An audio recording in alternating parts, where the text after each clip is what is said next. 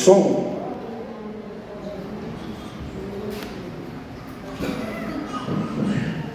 Antes de darmos continuidade aqui, vamos saudar quem nos visita, né?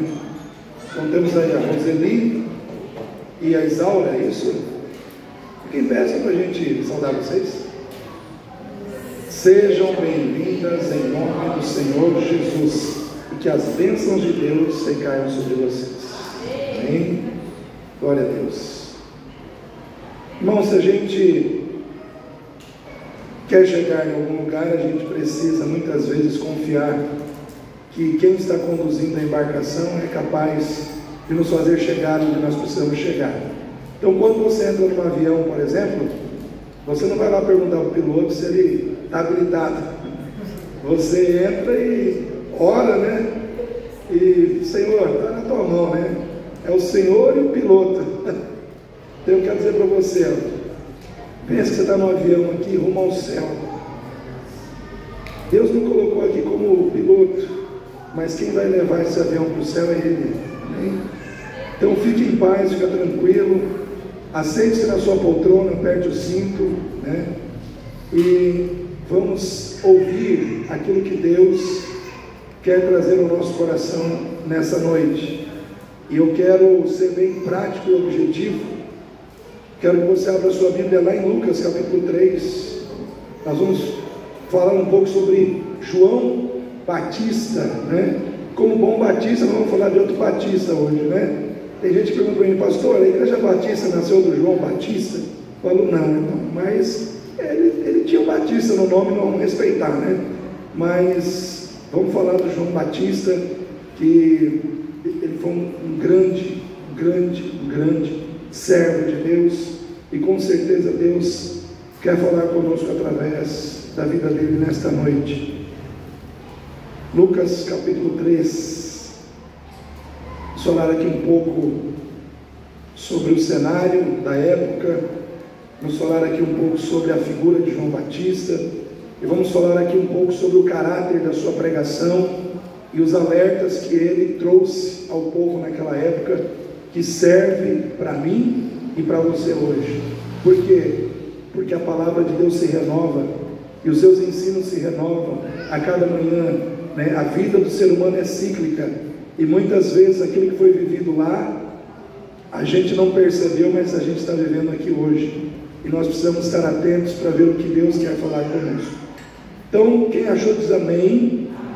Amém. Então eu vou ler aqui o texto da palavra. Diz assim: e no ano 15 do império de Tibério César, sendo Pôncio Pilatos presidente da Judéia, e Herodes tetrarca da Galileia, e seu irmão Felipe tetrarca da Itureia e da província de Traconides, e Lisânias tetrarca de Abilene, sendo Anás e Caifás sumos sacerdotes, veio no deserto a palavra de Deus a João, filho de Zacarias, e percorreu toda a terra ao redor do Jordão, pregando o que, irmãos? O batismo. Olha só que palavra bonita, né? E significativa para nós nesse dia. Pregando o batismo de arrependimento para o perdão dos pecados, segundo o que está escrito no livro das palavras do profeta Isaías, que diz: vós que clamam no deserto, preparai o caminho do Senhor, preparai o caminho do Senhor, endireitai as suas veredas, todo vale se encherá, e se abaixará todo monte e outeiro, e o que é tortuoso se endireitará, e os caminhos escabrosos se aplanarão, e toda a carne verá a salvação de Deus.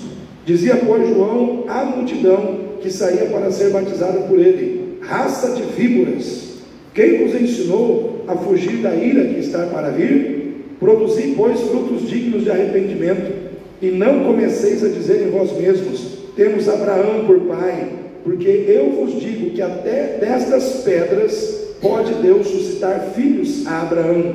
E também já está posto o machado à raiz das árvores. Toda árvore, pois, que não dá bom fruto, corta-se e lança-se no fogo. E a multidão o interrogava, dizendo: que faremos, pois?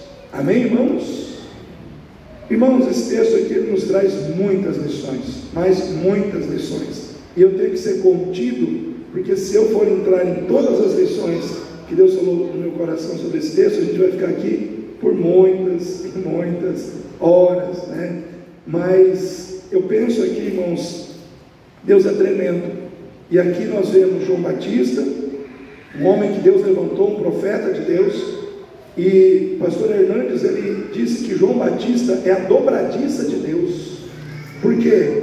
Porque a Bíblia se divide em velho e novo, e ele é o profeta que depois de 400 anos de silêncio profético, Deus levanta na terra.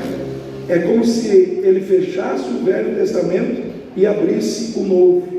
E houve, irmãos, 400 anos de silêncio profético, desde o último profeta, que foi Malaquias, até João Batista. E nós entendemos, irmãos, à luz da palavra de Deus, que quando não há profecia na terra, quando a voz profética de Deus se silencia na terra, o povo se perde. E realmente, irmãos, quando nós deixamos de ouvir a voz de Deus, quando a voz profética de Deus se silencia, o povo começa a andar segundo a visão do seu coração, o povo começa a andar segundo os seus caminhos e começa a se perder. E aqui nós temos João Batista. Jesus, ele disse assim que nascido de mulher não houve homem maior do que ele, né? A gente se admira com Elias, né? Pelas maravilhas que Deus fez através da vida de Elias, da vida de Eliseu.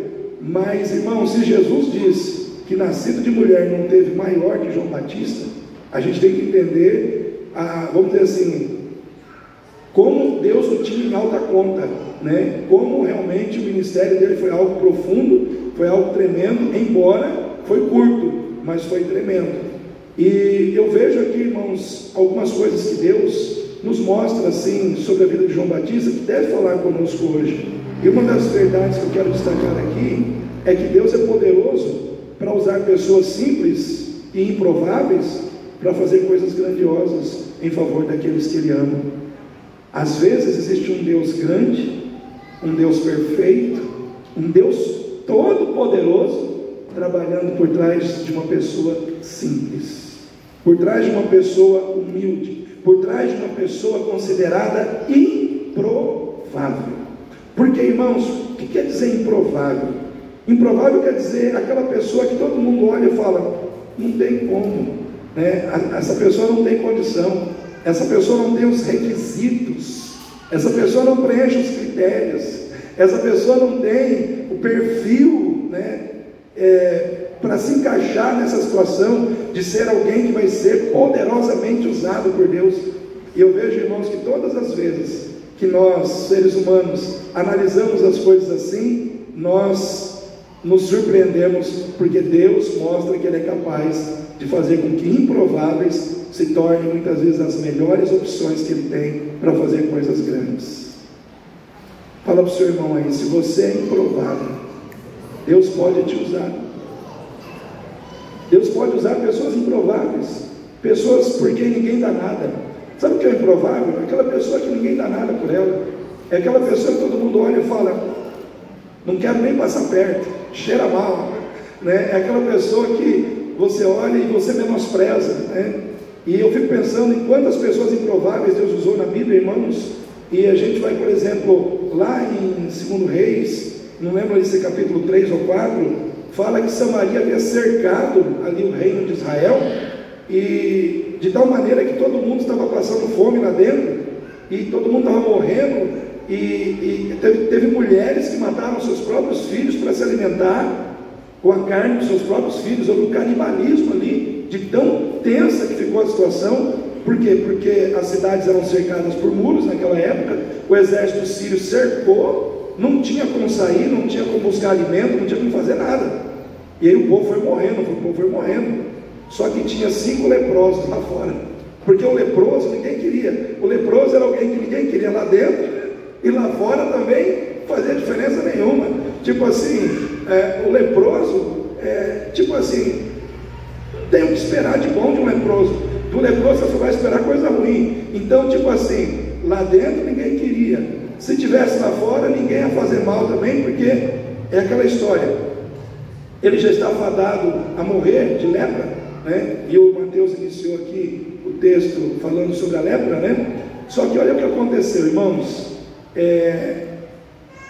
Deu na cabeça de um deles lá, de um dos 5, falou assim: é o seguinte, se a gente ficar aqui a gente vai morrer, e se a gente não fizer nada, vai morrer do mesmo jeito. Vamos fazer o seguinte, vamos em direção ao campo dos assírios. E aí eles foram caminhando em direção ao campo dos assírios, dos sírios. Irmãos, olha só o que aconteceu. À medida que eles caminhavam, à medida que eles davam passos em direção ao campo dos assírios, dos sírios, Deus fez com que os sírios pensassem que fosse um grande exército que estava indo para lá. E eles começaram, irmãos, a se matar entre si. Enfim, quando os leprosos chegaram lá, estava tudo resolvido, irmãos. Estava tudo dominado por Deus, né? Estava tudo dominado pelo Senhor. Deus havia dominado, Deus havia destruído os sírios, e os despojos Ele entregou na mão dos leprosos. E sabe o que os leprosos fizeram? Vamos lá falar com o nosso povo, porque a gente é leproso, mas não é egoísta. A gente é leproso, mas a gente é generoso. Olha só, irmãos, pessoas porque ninguém dava nada, mas foram essas pessoas que Deus usou para libertar aquele povo que estava no cativeiro. Assim como Davi, o menor da casa do seu pai, foi desprezado pelo seu próprio pai, pelos seus irmãos, vai ser escolhido alguém aqui. Vamos reunir todo mundo. Aí todo mundo foi lá, passou aquele gel no cabelo, esperando o profeta chegar. Todo mundo ficou limpinho, cheiroso. Passou ali o boticário da época. Enfim, todo mundo esperando chegar o profeta, porque alguém ali ia ser escolhido, menos Davi, porque o Davi era o menor. Davi era muito jovem, ele não poderia ser, ele era improvável demais. Só que quando o profeta chegou lá e olhou para todos os filhos de Jessé, falou: não é nenhum, não tem mais nenhum filho. Deus não se engana, Deus falou que ele era aqui, né? Deus me deu o endereço aqui, o GPS de Deus não falha, né? É nessa casa, tem que ter alguém aqui de Deus. E aí o pai falou: olha, aí tem o menor, está lá mas aonde ele está? Está cuidando das ovelhas, está lá, todo sujo, cuidando das ovelhas, todo suado, né? Não, chama ele. Nós não vamos nos assentar e não vamos comer enquanto ele não chegar. Olha só, irmãos, que honra Deus deu a Davi. E Davi chega lá, imagina, irmãos, eu estou imaginando, tá? A Bíblia não fala isso. Eu imagino que chega lá Davi com o cabelo todo espalhado, fedendo ovelha, sujo. Ele chega lá e aí o profeta diz: é esse. Mas como pode ser esse? Pequeno, o menor, sujo. Mas Deus não vê por fora, Deus vê por dentro. Enquanto vocês olham a aparência, Deus vê o coração. Eu quero dizer para você, querido, Deus está vendo você por dentro nessa noite. Deus não está vendo a cor da sua blusa, Deus não está vendo o cheiro do seu perfume, Deus está vendo o que está dentro do seu coração. Deus está vendo o que está dentro de você. Deus está vendo e quais são os valores que estão conduzindo a sua vida. Davi podia ser o menor, podia estar sujo, podia estar mal cheiroso, mas no seu coração tinha, irmãos, generosidade, tinha apego, irmãos, a Deus, tinha, irmãos, um coração livre para perdoar, um coração livre de mágoas, porque ele poderia ficar magoado com a sua família, mas em nenhum momento você vai ver na Bíblia dizendo: e Davi ficou magoado com seu pai, com seus irmãos, porque ele foi esquecido. Tem isso na Bíblia, irmãos? Não tem. O coração de Davi era um coração que agradava o coração de Deus. Eu quero perguntar para você que nessa noite, o seu coração agrada o coração de Deus? O seu coração carrega aquilo que agrada o coração de Deus? Tem aquilo que agrada o coração de Deus em você? E aí, quando a gente volta agora lá no João Batista, irmãos, João Batista, ele era um homem que morava no deserto. Nem fala onde que ele morava, se ele era em cavernas, mas era um homem sozinho, que morava no deserto. E aqui nesse texto que nós lemos, fala de várias figuras importantes. Fala vamos ver aqui, fala de Tibério César, que era o imperador de Roma. Fala de Pôncio Pilatos, que era o presidente da Judéia, o governador da Judéia. Fala, irmãos, de Herodes, Antipas, ou Herodes o tetrarca, que era filho de Herodes o Grande. Fala do irmão de Herodes, Filipe tetrarca. Fala, irmãos, de Lisânias, ou seja, fala de pessoas que eram importantes nessa época. Fala de Anás e de Caifás. Quem era Anás e Caifás? Era o sumo sacerdote da época. É interessante, irmãos, se você vai estudar a história dos judeus, só tem um sumo sacerdote, mas aqui aparece dois, Anás e Caifás, porque na realidade Caifás era o sumo sacerdote, ele era o homem da caneta, era ele que decidia, mas Anás era o seu sogro, o sumo sacerdote que tinha se aposentado, mas ele não largava o osso. Sabe aquele sacerdote que ele fica ali, tipo assim, ó, tudo bem, você é o sumo sacerdote, mas eu que tenho que dar as ordens, eu que tenho que conduzir, eu que, né? Então ele era tipo a mente pensante ali por trás do ministério sacerdotal da época, Anás e Caifás. E aí, irmãos, fala que num determinado momento a palavra de Deus veio, e a palavra de Deus ela não veio para Pôncio Pilatos, a palavra de Deus ela não veio para Herodes o tetrarca, não veio, irmãos, para Tibério César, não veio, irmãos, para o irmão de Herodes, não veio para Anás e nem para Caifás. A palavra de Deus veio para João Batista. Todos os importantes, todos aqueles que tinham nome nos outdoors da época, todos aqueles que eram celebrados, para eles não veio, veio para João Batista, um homem que estava no deserto. Diz que no deserto Deus enviou a sua palavra a João Batista.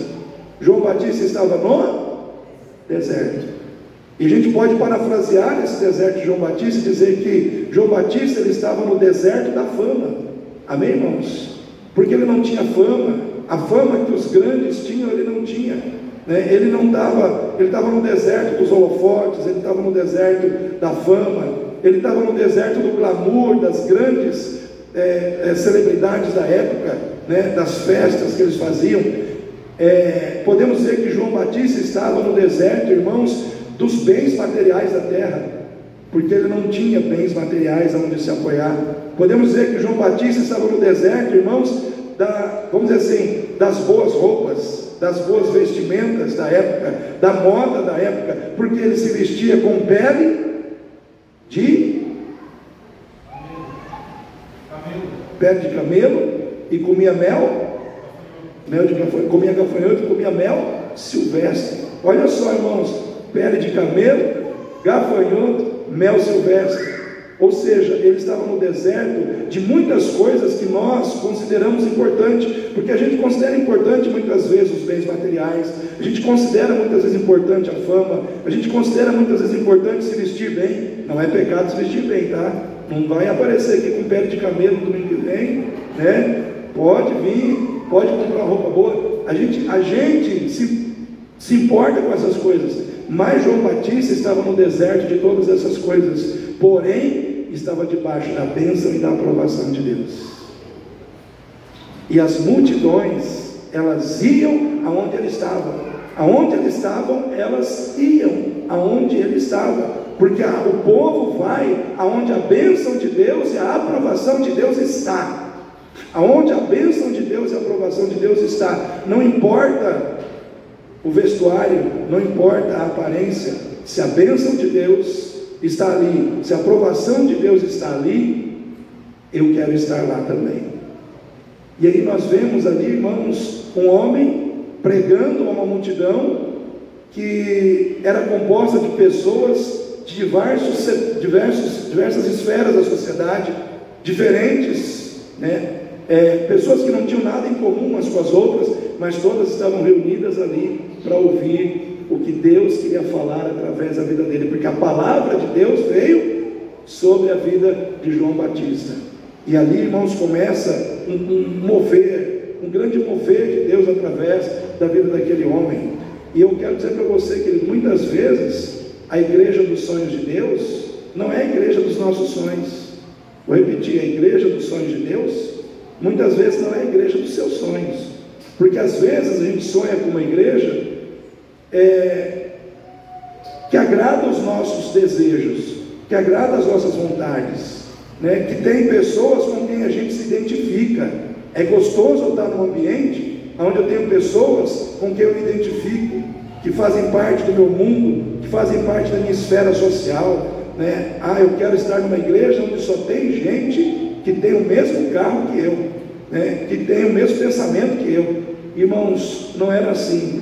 Ali no meio daquela multidão tinha soldado romano, saduceu, fariseu, gentil, publicano, estava todo mundo misturado. Por quê? Porque a igreja dos sonhos de Deus não é a igreja onde um grupo é privilegiado. A igreja dos sonhos de Deus é onde todos os diferentes se reúnem juntos e aprendem a caminhar juntos, e aprendem a adorar a Deus juntos, aprendem a obedecer a Deus juntos, aprendem a crescer juntos na fé, porque na casa de Deus, na igreja de Deus, cabe todo mundo.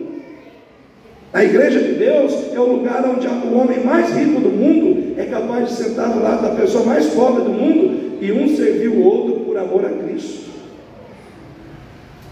Muitas vezes a minha igreja, a igreja dos meus sonhos, não é a igreja dos sonhos de Deus. E eu estou aqui não para sonhar os meus, mas para sonhar os sonhos de Deus. Amém, igreja?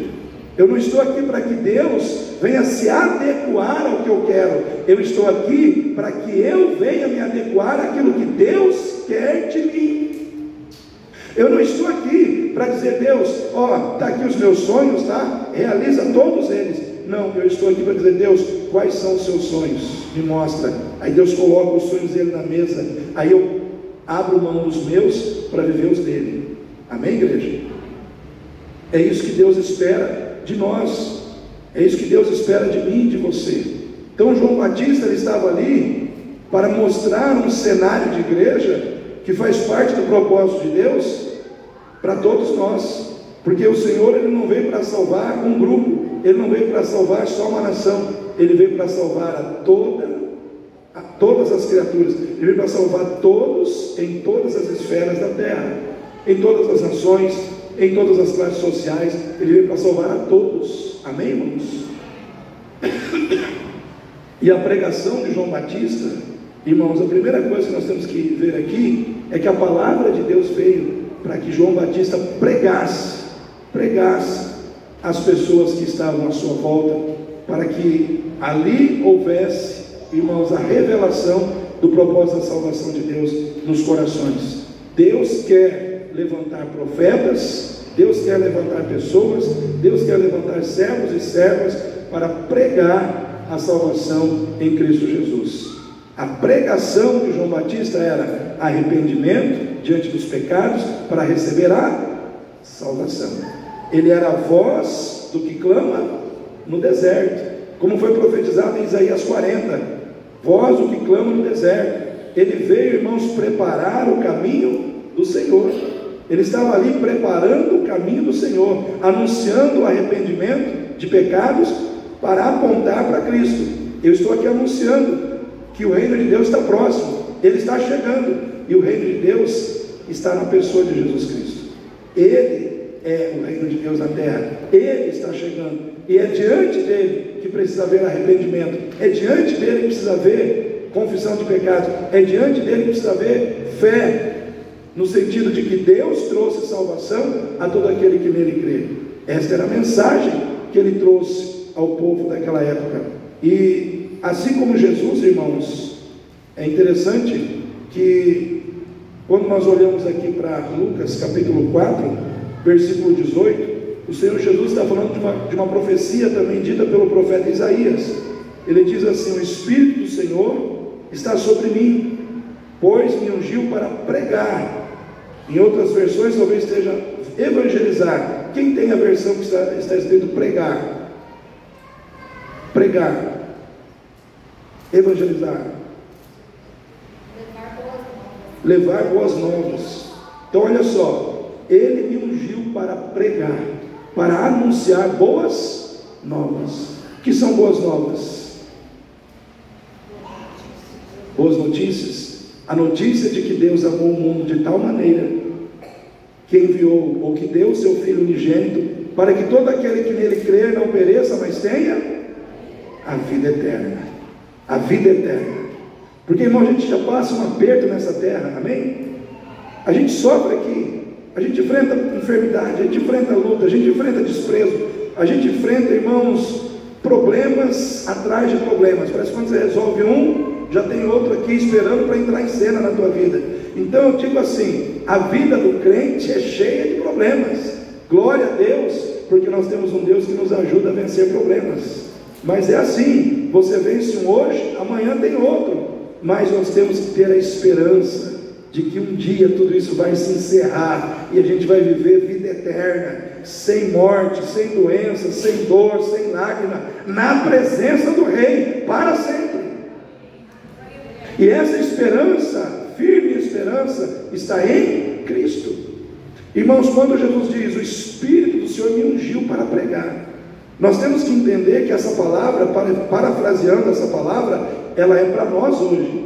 Porque se nós entendermos que nós estamos em Cristo e Cristo está em nós, então nós temos que entender que hoje a missão que era de Cristo é a nossa missão. Amém, irmãos? O Espírito que estava sobre Cristo está sobre nós. E, irmãos, a incumbência que foi dada a Cristo, com exceção de morrer numa cruz, que isso só Ele pôde fazer, mas no sentido de pregar e anunciar o reino de Deus, essa missão também é nossa. João Batista, a vida de João Batista nos incomoda no sentido de olharmos para a nossa vida e nos entendermos como aqueles que estão aqui para pregar as boas novas de salvação, para preparar o caminho do Senhor, para que o Senhor entre na vida das pessoas e transforme a vida dessas pessoas e mude a vida dessas pessoas e salve a vida dessas pessoas, porque Ele tem poder para salvar. Ele é poderoso para salvar, Ele é poderoso para libertar, mas nós temos que pregar o Evangelho, nós temos que proclamar a salvação, irmãos. Alguém disse uma frase, foi o pastor Hernandes também, ele disse assim, que hoje a igreja, ela não cresce, porque os crentes estão mais preocupados em gastar o assento dos bancos do que a sola dos seus sapatos. Os crentes estão mais preocupados em gastar o assento dos bancos do que a sola dos seus sapatos. Ele dizia o seguinte, que hoje os crentes estão mais preocupados em ficar esperando as pessoas vir para a igreja, sentar nos bancos da igreja, ouvir mensagem, do que ir lá fora e pregar a salvação e pregar o Evangelho àqueles que precisam ser salvos. Eu e você não estamos aqui apenas para gastar o assento dos bancos, nós estamos aqui para gastar a sola dos nossos sapatos. Nós estamos aqui para gastar a sola dos nossos sapatos, amém, igreja? Nós não estamos aqui apenas para ouvir, nós não estamos aqui apenas para sentar, ouvir e receber, nós estamos aqui para sair e pregar salvação a quem precisa de salvação. Na década de 60 teve um pastor chamado Erli Stinger, que lá na África Deus usou ele poderosamente. Irmãos, ele fazia cruzadas evangelísticas numa fazenda na África, juntava 15 mil, 20 mil pessoas, e cego via, paralítico andava, pessoas que iam de muleta, era normal, era todo culto, um monte de gente que ia de muleta para o culto, voltava com as muletas debaixo do braço, ou deixava as muletas lá, porque ia lá e Deus curava, Deus restaurava, mortos foram ressuscitados. E aí alguns pastores aqui do Brasil foram para lá e perguntaram para ele, pastor Ergui, o que nós precisamos para viver um avivamento? Qual é o mistério, qual é o caminho para nós vivermos o avivamento de Deus? Ele disse, você quer viver o avivamento? É simples. Para que nós possamos viver o avivamento, nós precisamos simplesmente preparar o caminho do Senhor. Precisamos preparar o caminho do Senhor, precisamos endireitar as veredas, precisamos, irmãos, endireitar o que é tortuoso, precisamos aplanar os caminhos escabrosos, precisamos preparar simplesmente o caminho do Senhor, porque se nós prepararmos o caminho do Senhor, o Senhor vem e Ele faz a obra, porque a obra não é nossa, a obra é dele, através de nós. Então, quando nós nos enchemos do Espírito Santo, nós podemos então pregar, nós podemos anunciar, mas encher-se do Espírito Santo envolve o propósito de viver uma vida de renúncia do pecado, de endireitar as coisas que estão tortas, de colocar no lugar o que está fora do lugar, de se arrepender quando erra, de buscar a Deus com inteireza de coração, colocar a vida diante do Senhor e dizer: Senhor, aqui está a minha vida, usa a minha vida, faz dela um instrumento em suas mãos. E aí o Senhor vem e faz a obra. Então nós precisamos, irmãos, entender: a pregação de João Batista não era uma pregação que estava presa entre quatro paredes. Aonde que ele estava pregando? No deserto. Nós precisamos ir aos desertos, precisamos encontrar aqueles que estão nos desertos da vida. Quantas pessoas estão, irmãos, vivendo o inferno? E eu, fazendo um estudo sobre essa palavra hoje, eu achei uma definição muito interessante de alguém que disse que viver o inferno é ser levado a fazer aquilo que você pensa que você não pode deixar de fazer. Eu achei até interessante a frase: é ser levado a fazer aquilo que você pensa que você não pode parar de fazer. Então, quando a pessoa está vivendo isso, ela está vivendo um inferno, mesmo não estando fisicamente, ou mesmo não estando literalmente no inferno, ela já está vivendo um inferno. Então, por exemplo, quando uma pessoa, ela bebe, e ela pensa que ela não pode parar de beber, para poder viver na presença de Deus, para poder estar com Deus, para poder servir a Deus, ela está vivendo um inferno. Um inferno caracterizado pelo domínio que a bebida exerce sobre a sua mente. Assim é para todas as outras coisas da nossa vida: a mentira, a maledicência, qualquer outra situação da nossa vida que nós pensamos que nós não podemos parar de fazer e não conseguimos parar de fazer, aquilo já nos dominou, e aí a gente não consegue deixar Cristo ser aquele que nos domina. Quantas pessoas, irmãos, a gente ama lá fora, e eu já me encontrei com essas pessoas nos desertos da vida, e eu já falei: Jesus, Ele morreu por você, Ele salvou você, eu preguei o evangelho da salvação, mas a pessoa, ela olhou para a bebida que ela gosta, ela olhou para o baile que ela não pode deixar de dançar, ela olhou para várias situações que ela não pode parar de fazer por causa de Jesus, e ela disse não para Jesus, e ela vai continuar vivendo assim até se o Espírito Santo não conseguir quebrar isso na vida dessa pessoa, ela vai viver assim, ela vai morrer assim, e ela vai para o inferno de verdade, porque ela não conseguiu parar. Porque quando nós aceitamos a Jesus de verdade, tudo aquilo que nós deveríamos parar de fazer, a gente para de fazer. Amém, irmãos? A gente para de mentir, a gente para de roubar, a gente para de se envolver com coisas erradas, a gente para com a droga, a gente para com o que tem que parar, porque Jesus, Ele faz isso na nossa vida. Ele liberta o nosso coração daquilo que nos aprisiona, e nós precisamos pregar. Por exemplo, lá em Romanos capítulo 10, versículo 14, vamos abrir a Bíblia lá, Romanos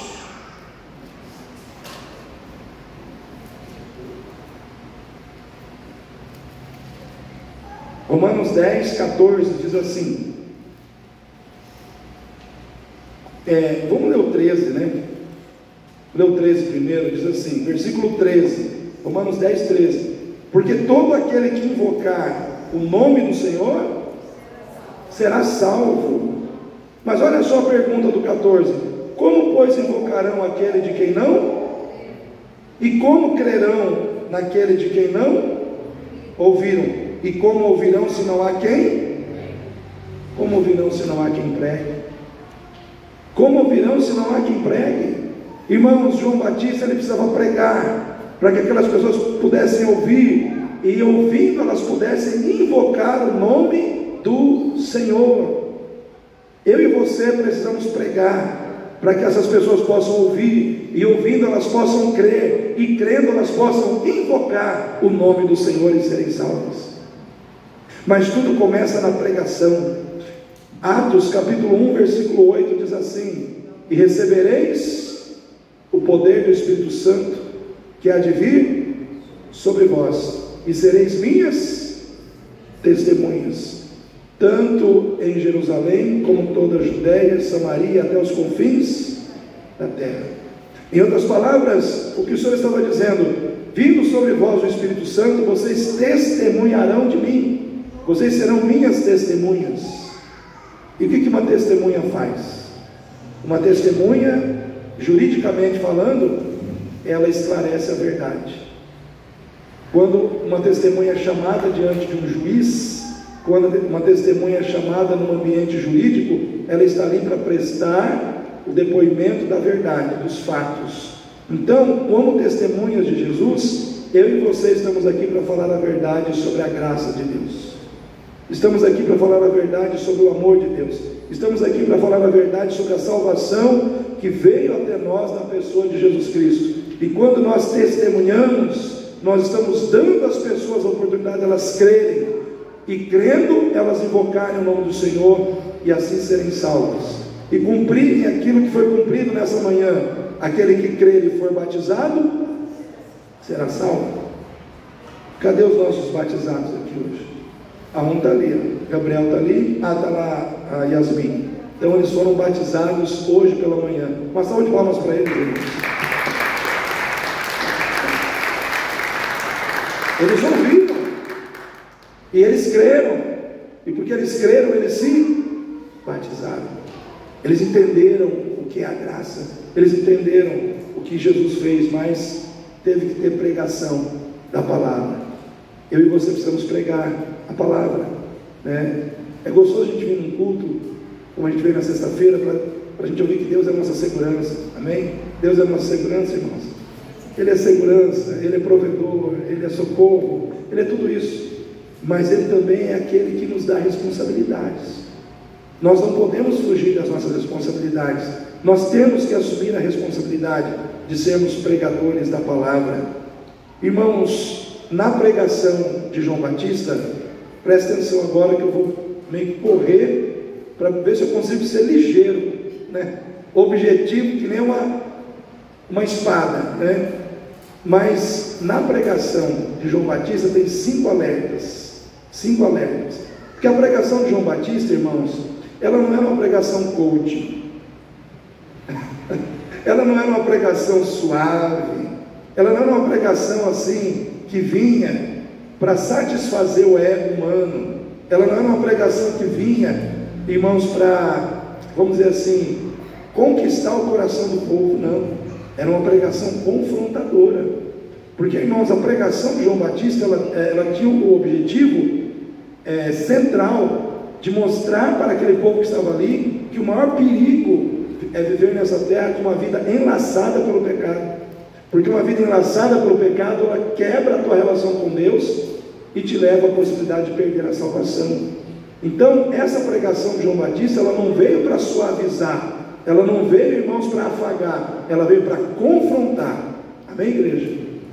Imagina você ir num lugar para ouvir o pastor João Batista pregar, e ele chega lá e fala: raça de víboras,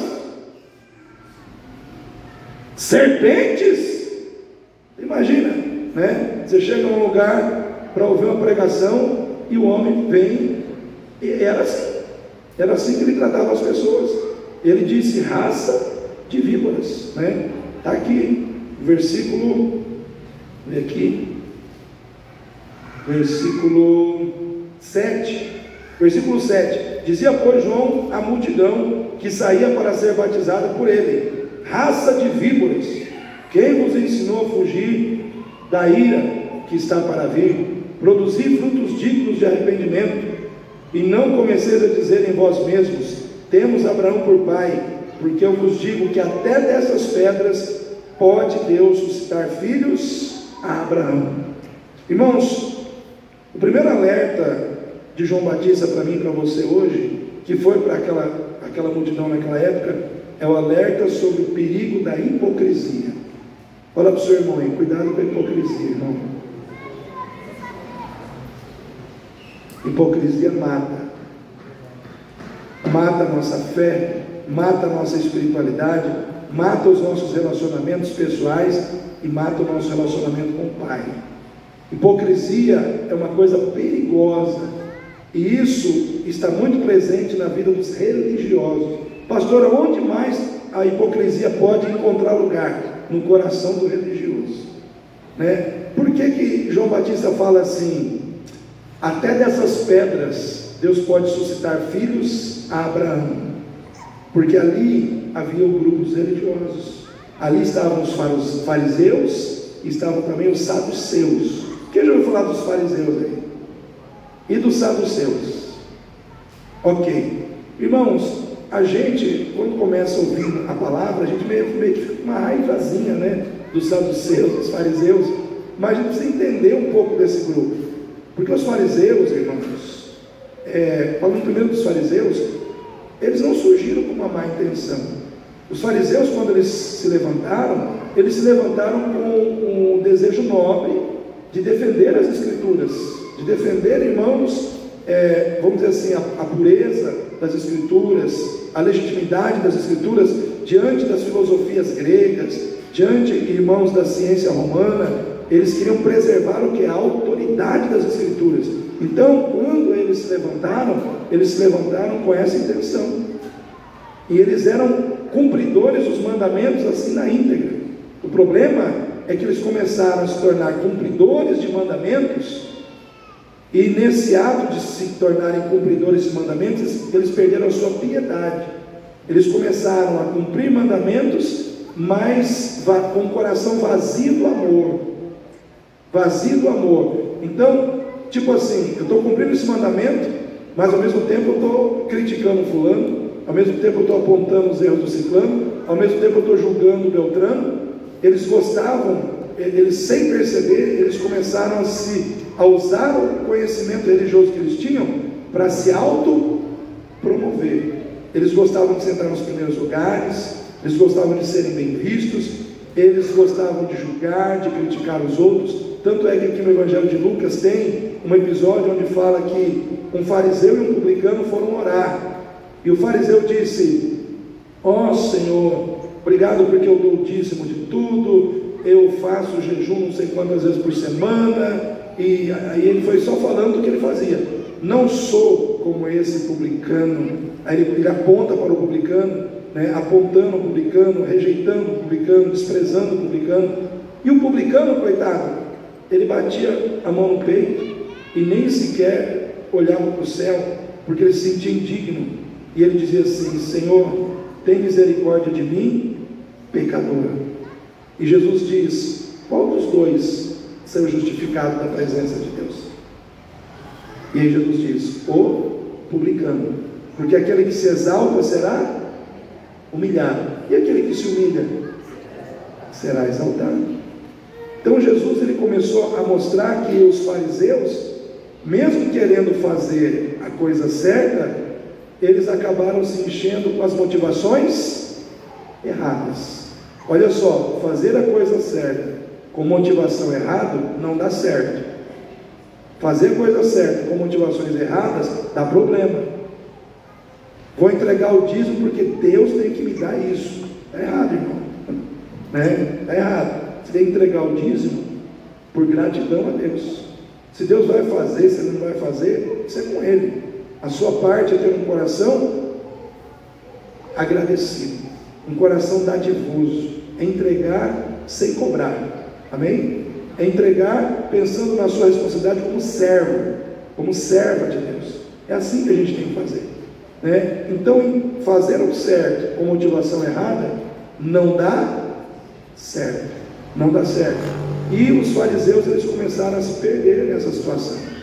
E os saduceus, irmãos, eram um pouquinho pior, porque os saduceus, eles começaram a aceitar a filosofia helenística dos gregos, a tal ponto que eles não criam na ressurreição de mortos. Para os saduceus, os mortos não ressuscitavam, porque os gregos acreditavam assim. E eles fizeram alianças com o Império Romano, e o Império Romano deu a eles o que? A mina de ouro para ganhar dinheiro e fazer dinheiro para eles e para o Império Romano, que era o culto no templo de Jerusalém.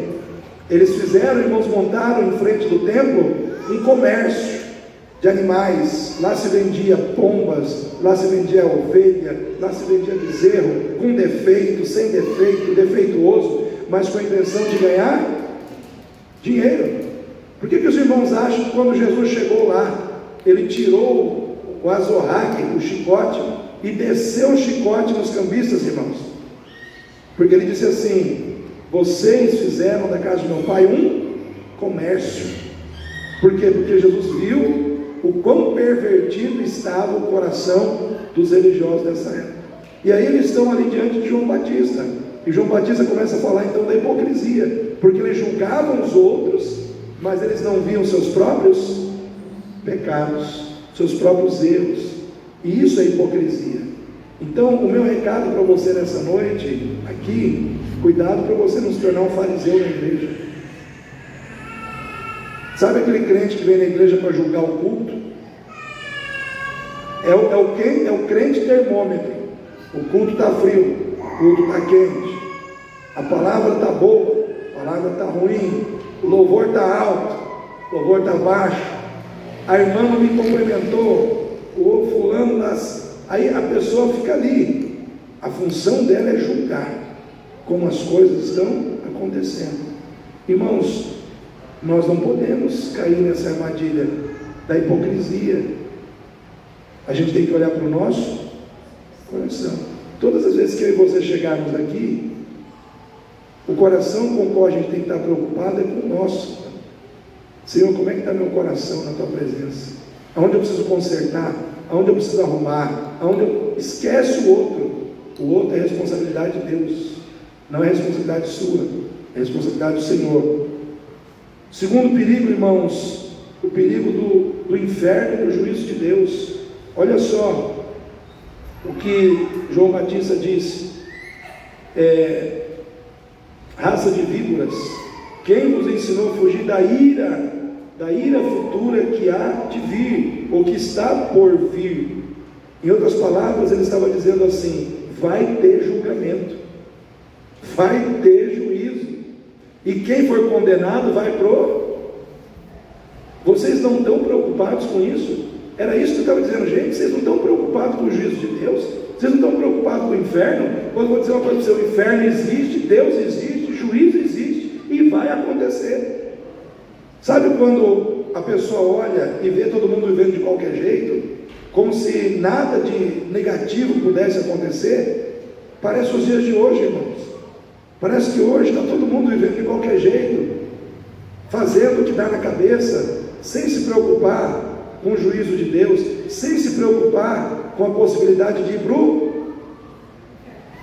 Irmãos, se você morrer, sair daqui do culto, não vai acontecer em nome de Jesus, né? Não estou profetizando isso, mas se você sair daqui, você está com a vida em dia para subir? É uma coisa que você tem que pensar, porque a gente não tem controle da nossa vida. Eu vi um vídeo que o pastor estava pregando, ele morreu pregando, né? Quantos já viram esses vídeos aí? Irmãos, é assim. Às vezes a gente está aqui e daqui a pouco a gente não está mais. Perguntaram para 3 pessoas: se você soubesse que você ia morrer amanhã, o que você ia fazer? Eu vou correr atrás de um monte de gente aí, eu estou devendo, vou acertar as coisas, eu vou perdoar o fulano, vou perdoar o ciclano, eu vou fazer isso, eu vou fazer aquilo.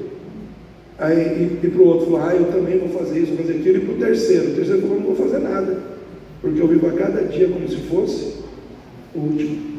Em outras palavras, eu não preciso correr para pagar ninguém, já paguei. Eu não preciso correr para perdoar ninguém, já perdoei.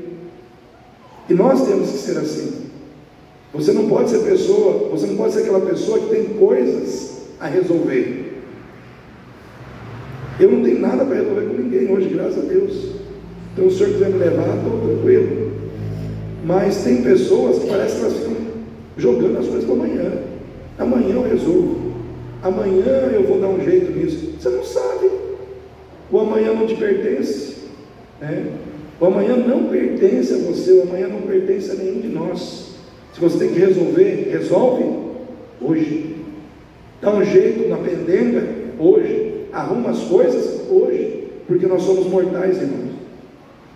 Tem gente que teve saúde a vida inteira, de repente chega num ponto da idade, vai no médico: estou com essa doença, está com uma doença, está com um problema de saúde. E aí as coisas já começam a mudar. Nós não temos controle da nossa saúde.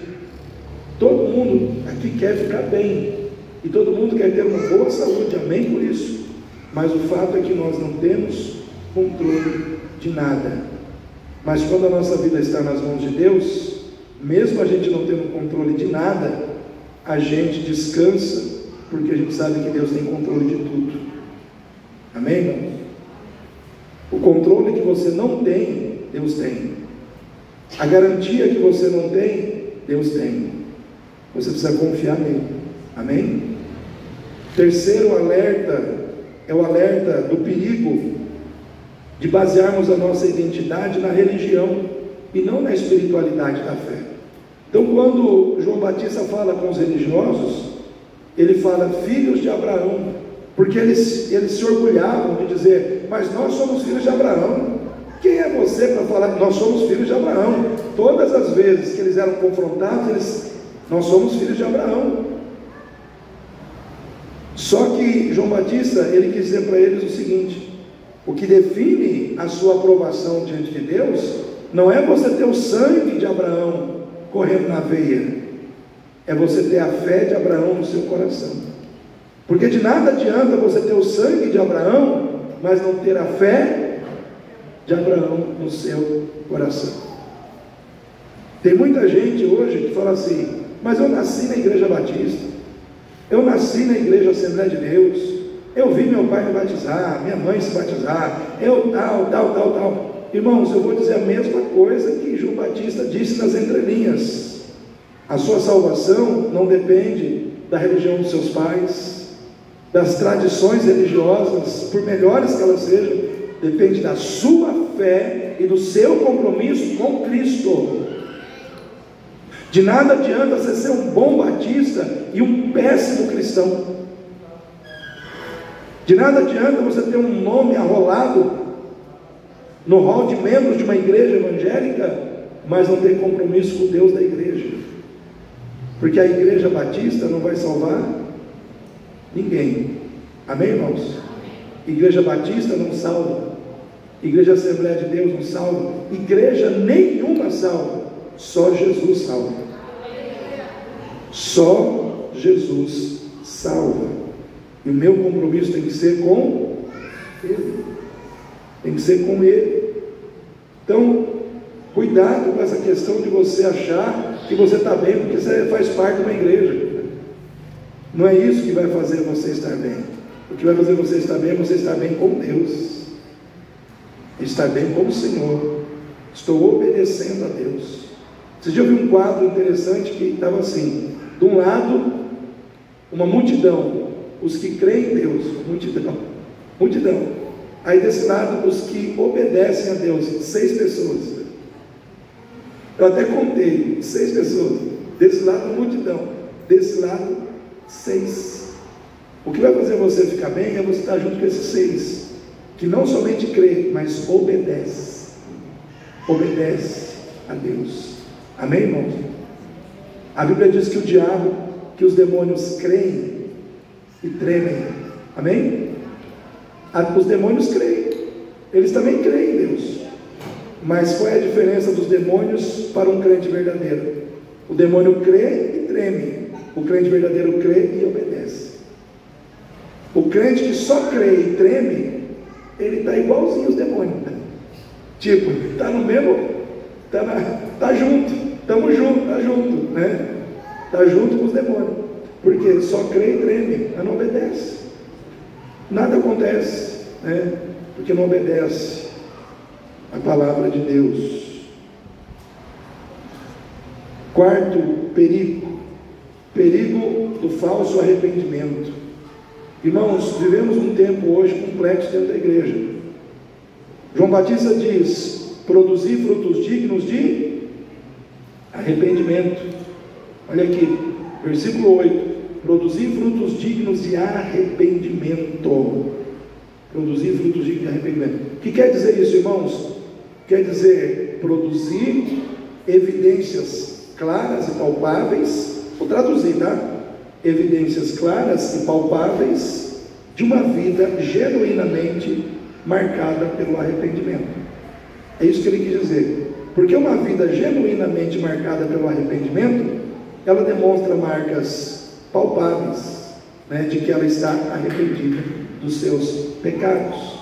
Então, uma vida marcada pelo arrependimento, ela vive em santidade, amém? Porque quem se arrependeu, se santifica. Uma vida marcada pelo arrependimento, vive em justiça. Por quê? Porque uma pessoa arrependida, ela não vive na injustiça, porque ela é arrependida, porque ela está arrependida do pecado. Uma vida marcada pelo arrependimento, ela vive na honestidade, na integridade, no amor. Por quê? Porque ela é marcada pelo arrependimento. Hoje nós vivemos uma época da tal da supergraça, hipergraça, onde as pessoas, elas dizem assim: não, continua aí, pode esse pecado, Deus é bom, Deus é bonzinho, Deus é amor, né? Tudo vai se resolver. É aquela teologia que justifica o pecado, ao invés de justificar o pecador. Porque a graça de Deus não veio para justificar o pecado, ela veio para justificar o pecador. Quando nós começamos a viver um modelo de graça, que diz para mim ficar tranquilo no pecado, é uma teologia que está justificando o pecado, que está justificando o erro. E eu e você não podemos cair nessa, irmãos. Pessoas que não querem mudar de vida, acabam mudando a teologia para justificar os seus erros, para justificar os seus pecados, para justificar os seus desejos carnais. Nós não estamos aqui para mudar a teologia, nós estamos aqui para mudar de vida, amém? Nós estamos aqui para mudar de vida, para mudar de caráter, porque a gente quer ir para o céu, e a gente vai para o céu em Cristo Jesus. Mas para isso a gente tem que mudar de vida. Mas em último lugar, irmãos, ele alerta sobre o perigo de uma vida infrutífera.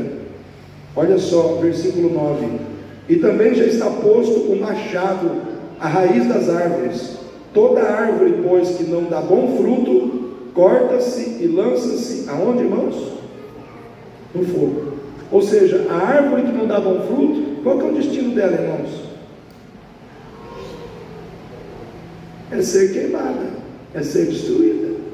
O que aconteceu com a figueira, que Jesus buscou frutos nela e não achou?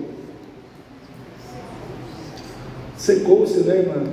Jesus foi lá, a figueira tinha folhagens, e geralmente, irmãos, quando tem folhagem, é porque tem fruto, mas só tinha folhagem, só tinha aparência, né? Aquela figueira, ela tinha aparência de que tinha fruto, mas quando se chegou perto, viu que só tinha folha, não tinha fruto. Não seja uma figueira que vive de aparência. Fala para o seu irmão, não seja uma figueira que vive de aparência. Porque tem gente que vive de aparência. Tem aparência de santidade, tem aparência de bondade, tem aparência de fidelidade, tem aparência de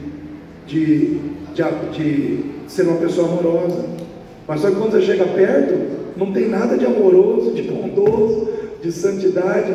Você vai chegando perto, você vai conhecendo a árvore que só tem aparência.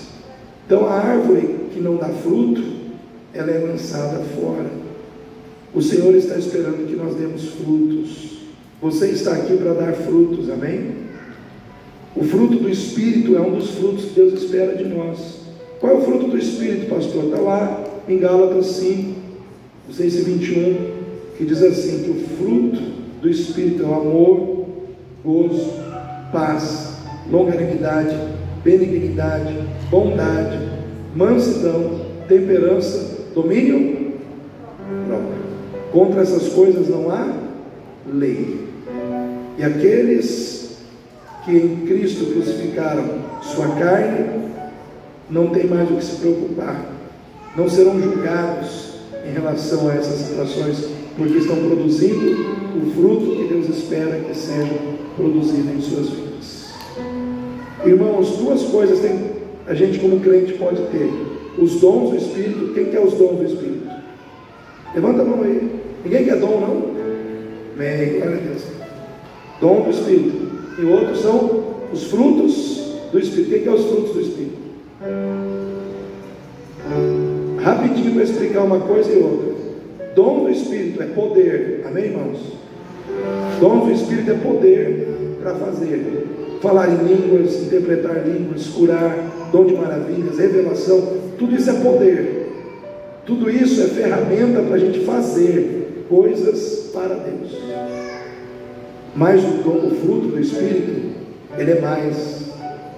Enquanto o dom fala de poder para fazer, o fruto fala de quem você é, fala do seu caráter. Dom é uma coisa que Deus dá, e na eternidade a gente não vai precisar deles, porque havendo línguas cessarão, profecias serão aniquiladas. O dom, ele é temporário, mas o fruto, ele é permanente. Então nós precisamos buscar acima de tudo o fruto do Espírito, amém? Porque a árvore não se conhece pelos dons, se conhece pelos frutos. Não se, mas o fulano ali é de Deus, porque ele tem o dom de ver, tem o dom disso. Irmãos, eu já vi muita gente com dom que é pilantra, desculpe aí a falar a verdade, né? Já vi muita gente com dom que, infelizmente, tem dom, mas não tem o fruto.